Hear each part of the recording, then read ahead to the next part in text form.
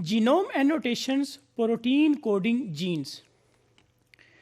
To make use of the genome sequences, all components of the genome need to understand.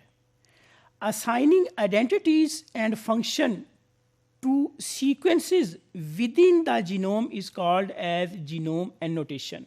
So once the genome has been sequenced, then assigning the identities of the sequence of the genomes is called as genome annotation. Genes transcribed, which means that we can identify them. Traditionally, method which was used for annotations was cDNA or EST sequencing. More recently, microarray technology has been used for genome annotations. Genome annotations can be in the form of structural annotation, finding gene and other biological relevant sites, or it can be in the form of function annotations. Function annotations can be mapped to different levels. Functions can be assigned at the level of organism. It can be assigned at the level of cell or cellular level, or it can be at the level of molecule or molecular level. Once the genome has been sequenced, so we know now, let's say within the sequence of the genome that there are the genes. So the next step is to identify those genes and to identify the function of those genes. This is called as genome annotation, either to identify the genes or to find out the function of the genes is called as genome annotations.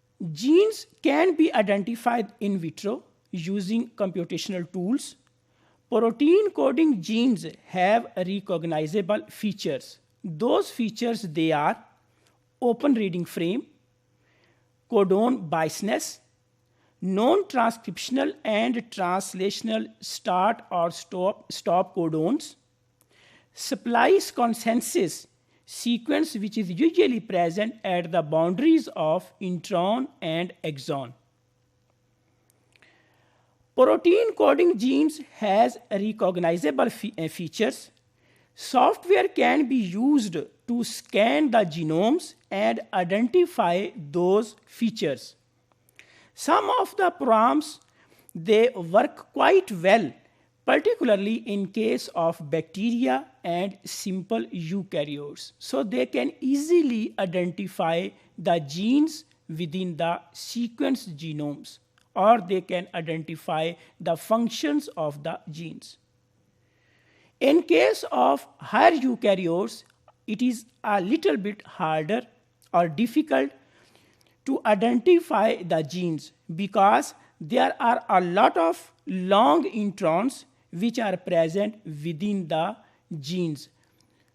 Due to the long introns, it becomes difficult to identify the genes in case of eukaryotes. So this is the validating predictions and refining gene models.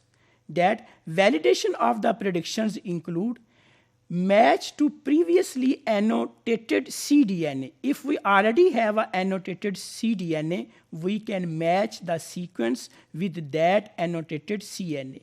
Or we can match to EST from same organism. So this is another method that if we match the sequence with the EST. Similarity of nucleotide or translated protein sequence to gene bank can also be used for the genome annotations. Protein structure prediction can also be used for the genome annotations and associated with recognized promoter sequences which are usually present with the genes, which are called as Tata box or CGP islands. With the help of Tata box and CPG islands, we can identify the genes from the sequence of the genomes. Finding non-protein genes, they are harder to identify because there is no poly A tail which is present with those genes, no ORF, open reading frame. And we have to rely on sequence divergence at nucleotide, not protein level, because they do not produce the proteins. So we just have to rely on the sequence of the nucleotides. So it becomes harder or difficult to identify the genes in case of non-coding genes, non-protein producing genes. Most gene discovery programs make use of machine learning algorithms. There are two common approaches which are used for genome annotations: artificial neural network and hidden Markov models.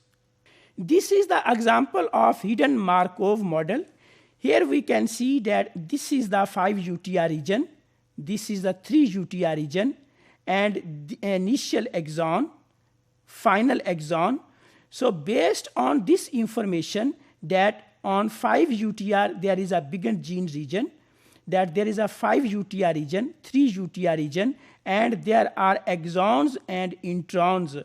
So this is the example of known gene model that provides the probability that a stretch of sequence is a gene.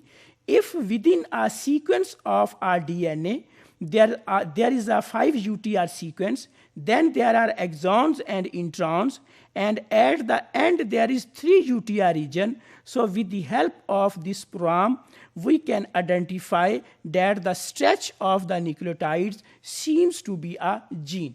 So if we conclude that what is genome annotation, assigning identities and function to sequences which is present within the genomes is called as genome annotations.